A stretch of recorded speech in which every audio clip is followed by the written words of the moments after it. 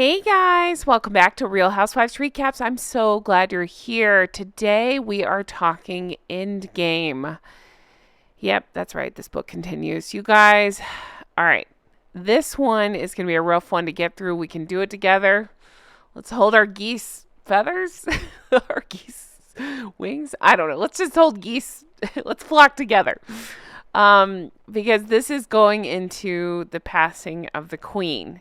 Now, it's important to go over this because there are some huge discrepancies, shocker, between Harry, Meghan, and Omid's account of things versus the things we've heard from how they got there, how they got the news to how they arrived to, the actual the walkabout, the funeral itself, that sort of thing. So we're going to go into all that. Rough subject, but it's important to call out the continued, lies, spinning, the repainting, redoing history, rewriting history, all the things, right? I just think it's important to discuss. So we're going to get into it. Buckle up for this. I don't love talking about this stuff. I love Her Majesty the late Queen.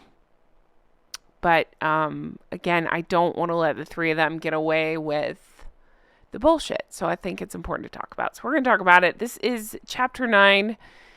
If you're following along with me, I keep saying it, don't follow along with me. Don't get this book. It's awful, awful book. I got it from the library. It will be promptly returned as soon as I'm done. But yeah, chapter 9, picking up around page 200. All right.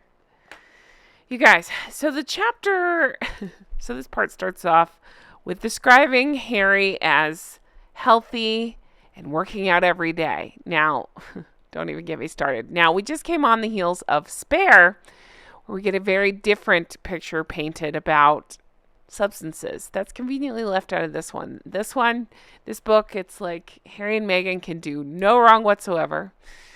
They are victims, as you will see, even in dealing with the Queen's passing. They are the victims here, lest we not forget. They will remind us every 2 to 3 sentences. It's really going to make you sick.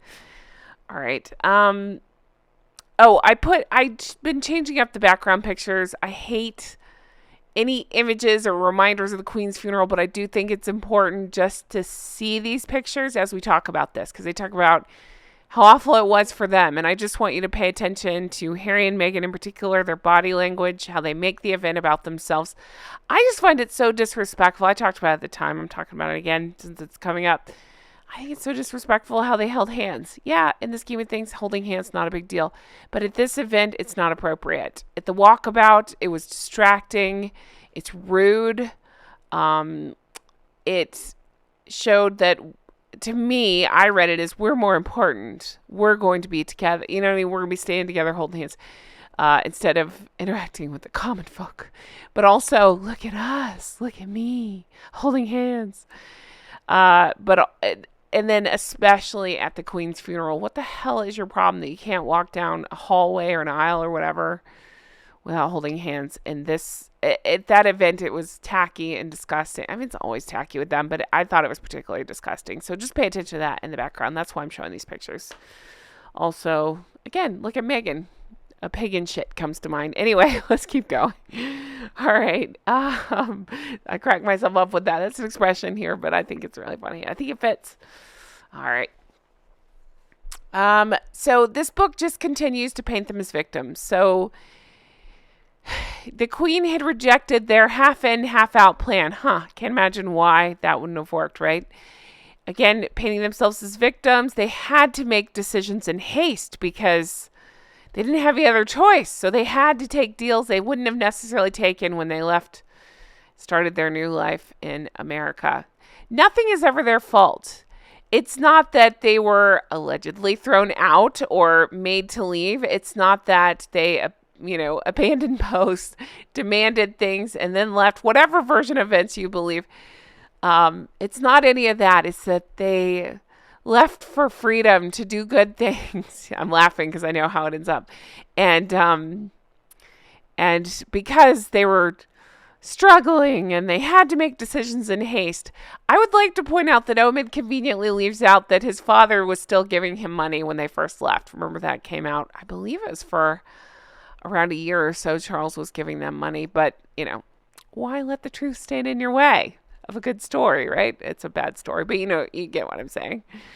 All right, what else? So the poor things were out of the loop in regard to the Queen. I mean, I can't imagine why. It couldn't be because they were bashing the family and her, the entire family on Netflix, or I guess at that point it would have been Oprah, but yet they're the victims in all this. I would just like to remind us all that because I'm not kidding. I wish I could show you on the pages. They say it constantly. Poor things. It's not that they did anything wrong to isolate themselves from the family. It's that the family was being cold and not giving them any information. All right. So they talk about being in Europe and staying at Frogmore, but for some reason it just didn't feel cozy anymore. Again, could it be that you threw the entire family under the bus on Oprah? Probably. Calls, let's see. Oh, and then Charles calls. Okay, this is how the book spins it. Charles calls, but it rings up as what? Unlisted, unavailable, whatever. Meghan saves the day. Yep, that's right. She tells Has, you should answer that, as if she has a feeling that something's going on. So miraculously, Harry does answer it. Dun, dun, dun. It's Charles. All right. I'm not making light of course, the Queen passing. I'm making light of these assholes making this horrible tragic event about themselves. All right. So Charles calls. Meghan's the heroine who says, answer it. They find out the news. Harry finds out he's got to get to Scotland quick. He texts William. Let's make William the villain in all this. There's no answer. Harry can't figure out how to text anybody else. He's just hung up on that William won't answer. We just keep getting stories of William's not answering. Harry, the victim, can't get a flight. Charles said, come alone, meaning leave that a-hole you married behind. All right. And then the book says that they were assured that Catherine wouldn't be there either. And I say again, another jab at Catherine. Catherine did nothing wrong. She was the target of this horrible woman we see on the screen. And yet, again, they're still throwing her. I don't know. I wouldn't even say throwing her. They're just being horrible to her in this book repeatedly. Apparently, Eugenie reached out. That was an important detail. Why? I don't know. They're just trying to show that, see, not everybody in the family hates him. Oh, we know. We see you, Eugenie. We see you. William, Edward, and Sophie. All right. So they're on this plane. And this is where history gets rewritten. The way that Omid/Harry tells the story, excuse me, is that William, Edward, and Sophie were on a plane, private plane, and it was held for an hour. They didn't really explain why. Later it was alluded something about bad weather, but it really was, they really made this part murky. Murky Meg. They really made this part murky, again, to try to paint Harry and Meghan as victims. They were held for an hour, and yet Harry couldn't get his shit together to get on that plane. We'll get to what I think happened, but anyway. Poor guy had to purchase a private plane ride for £30,000. They had to include the number on that too. The Queen passed at 3:10 p.m. According to the book, William landed at 3:50 p.m. Harry didn't know about her passing. His flight, according to the book. I'm saying according to the book a lot because I don't believe any of this. I'm just telling you what they're saying, and I'm going to tell you my thoughts. Something about, I don't know if they're saying Harry took off or landed around 5:35, whatever. They put that time in there. I don't care why. I don't believe anything they say. Harry, again, victim. Oh, he was the last to know. The palace claimed, this is according to the book, the palace claims that Charles called Harry, but Harry denies this. Charles didn't call. And yet, he does go into when Meghan tried to get a hold of him, he wasn't getting the call. That's acceptable. He could explain it as he didn't have service in the air, but he can't explain that, hey, perhaps Charles actually did try to call him and he didn't have service. Nope. Can't be like that. You have to paint Meghan as a victim here. You have to paint Charles as a villain. That's all Omid knows how to do. That's all the three of them know how to do. All right. Harry lands and has an urgent text from Meghan saying to call. Charles told the papers that they spoke, and Omid claims it's to save face. Harry was crushed. He then claims, this is where I got real pissed, because again, he does this with Diana too. Not here to speak for herself, so he puts words in her mouth. So now he's claiming the Queen would have wanted him to know before everybody else knew.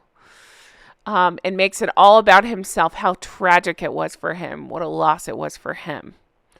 So let's have some real talk now. Okay, this is total bullshit. I have to say, in my opinion, and allegedly, because these three are a-holes, but I'm telling you that's not what happened. I've dug through articles on this, and let me tell you what I think, what I believe, my opinion of what happened. As I do, I'm flashing this article from The Independent because it kind of breaks down exactly what I think happened as well. All right, so he likes to claim he was left in the dark. Here's what I really think happened.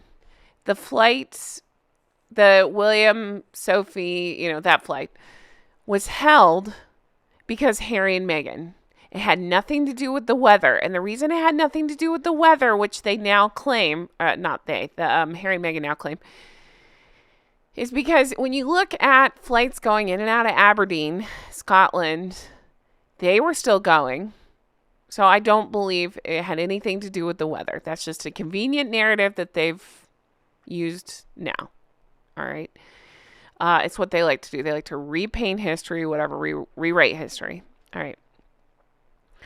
So he claims over and over William didn't answer his call. Well, if that's the case, why not text the others on the plane? Sophie, I already forgot who else was on the plane. Why not text them? Okay.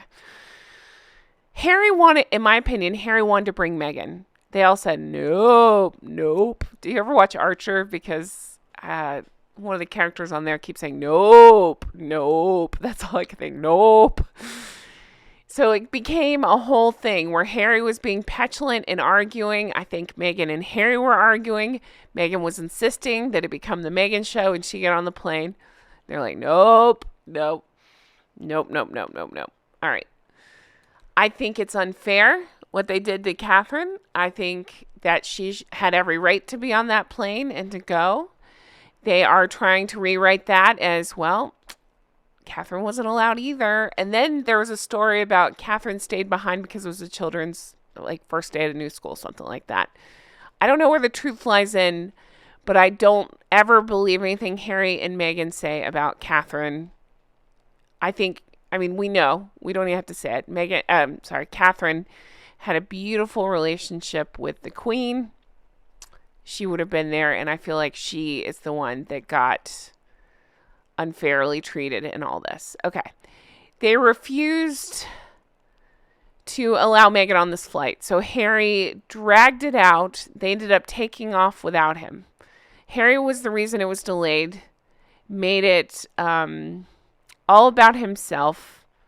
And this is a way to attack the family. This is Harry's story to try to attack the family, is that I don't know, that to change details where I believe it was his fault. The other thing I want to bring up around this time is that Harry, wait, go back. I didn't spend enough time on this. I'm thinking about that plane ride. So can you imagine being William, Sophie, anybody else on this plane? And you're having to wait on these assholes while they argue with you and try to bring the monster with them, the sea witch with them. Unbelievable. I wish they would have taken off when they were supposed to. It sounds like they had to wait an hour. Unbelievable. It is believable. Harry and Meghan are making it all about themselves once again. All right, moving on. So then I heard the story about the train thing. So allegedly what happened there is they had a suspicion, they knew, that Harry and Meghan was leaking stories.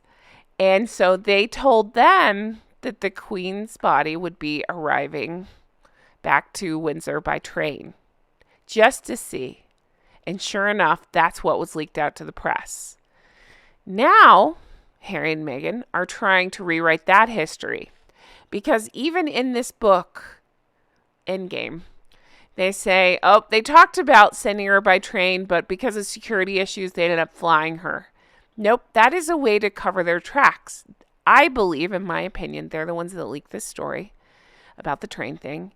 And they're trying to cover their tracks by saying that. Then it sounds like aides were involved and other people. So anybody could have leaked this story. No, it doesn't make any sense. All right. So then they go back to playing victim. Harry goes on and on in this book about not being included. It's William, Charles, and Camilla. And he's not included. All right. Then you ready for the biggest laugh of your life? Page 206. Meghan kept a low profile during this. She was just hoping, you guys, according to Omid, she was hoping that the press wouldn't talk about her, that she wouldn't get any media attention. I'm not kidding. That's actually what he talks about in the book. She didn't want to steal any focus. She wanted it to be about the Queen, as it should be. Again, I say, if that's the case, why are you holding this hand? Why can't you take 3 steps without holding this hand? Again, I've said it before. I don't give a shit about PDA. And I don't know what the word is in normal circumstances. That's not what they do. It's weird. It's obsessive. It's controlling. That's a whole other video. I've done videos on that. And to me, it's disgusting and classless to do it at this event, especially at anything to do with a funeral. You can't even, you see it here. You can't even walk and mourn without holding hands. I just think that's absolutely ludicrous. All right, moving on. So then they say Charles told William, swallow your pride. You need to invite Harry and Meghan to the walkabout. All right, you ready for this nonsense? Here we go. So then we get this whole thing that those poor victims, Harry and Meghan, they only had 40 minutes notice, you guys, to meet up for the walkabout. Okay, again, not how I heard this story. Allegedly, the way I heard it is they were going to do their own walkabout and try to film it, possibly, for Netflix. And it was going to, it's just disgusting. If that's even kind of true, that's disgusting. And William got wind of it and said, no way. And so they were basically forced to include them in this thing to try to make sure they didn't pull some shit. That's the way I understand it. That's the way I believe it. All right. So then they go, I'm not even kidding. They go into Meghan. Again, 40 minutes to get ready, whatever, to meet up. Meghan had been on a walk that day. She was wearing sneakers and her hair pulled up from that walk. So she had to scramble. What the fuck are we talking about? Of course she wrote this book, because who would know that detail? Let's play dumb, real dumb for a second and pretend like, no, she didn't write the book. These are all her, people around her? Nobody can stand her. So nobody's stuck with her to talk in this book. But let's just play devil's advocate and say, okay, sure, people around her were giving interviews and filling in information for this book. Who would know that detail? Nobody will remember what exactly she was up to that day. Oh, yep, I can tell you that day she was on a walk. She was wearing sneakers. Her hair was pulled back. Nobody would know that. Only Meghan would say something like that. But again, don't let common sense stand in your way, Omid. Just keep trying to feed us your lies. So, goodness. So we get to the walkabout. And then we get fed more bullshit. Meghan was nervous. You guys, according to this book, Meghan was nervous in front of that crowd. There was so much vitriol aimed specifically at Meghan. Again, nothing's ever their fault. It's not that they did horrible things. It's not that they went on Oprah and lied their tits off. It's that people are the istwards and they're aiming it. They're taking their hatred out on Meghan by no fault of their own. Oh, my God. She was doing her best to hold it together. Poor thing. My God. Again, even making this situation about themselves, it's absolutely disgusting. They talk about a photo that was forced by William, and that this was all punishment for them leaving and moving to California. Again, Omid is just not interested in any facts or any real information. Could it be that everybody was still pissed about you going on Oprah and bashing your family? Could it be that? No, you won't even explore that possibility. No, they're victims. Okay, sure. Let's keep writing that stuff down. They made, again, this book continues to make everything about how hard it was on Harry and Meghan, the snubs they received, and that everybody else was on power trips. Yep, that's something that they allege. They accused Charles. Oh, okay. So then it just kind of spirals from here, this chapter. It doesn't, I just kept waiting for more information on, I don't know, the funeral itself or more details. No, they just Omid kind of spirals here and out of nowhere starts going into the phone hacking of it all. And they accuse Charles of some pretty awful things, of a secret agreement. We've heard this from Harry as well. They accuse Charles of a secret agreement with Murdoch and his executives in the phone hacking, and that, I don't know, it's a whole thing, but just let me end it on this ridiculous fact. You ready? They say that Harry's campaign to change the media is his life's work. You guys, what are we talking about? Okay, campaign to change the media. No, seriously, what are we talking about? Because I'm very confused by this. The only campaign I can see Harry on is that he hates the First Amendment. He said it himself. He doesn't understand. He thinks it's bonkers. He doesn't want people to speak freely. He wants to be able to speak freely. Him and his Instagram-loving wife want to speak freely. But I know firsthand, all of us YouTubers know, everybody creating content knows, they do not want anybody else to speak up. Only them. So changing the media? No, he doesn't want to change the media. He just wants to change the rules to benefit himself. That's what he's doing.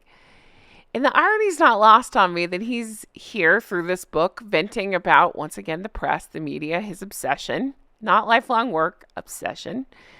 And yet, again, I can't help but think, you paired up with I'm using big ol' air quotes, journalist, Omid, to write this book. Again, another tell-all about your family, while trying to suppress everybody else's free speech. It's just, you just can't make this stuff up. Therein lies the hypocrisy, right? You guys, this book blows. That was chapter 9. Usually I try to cover a couple of chapters at a time, but I felt like this was important and needed its own section.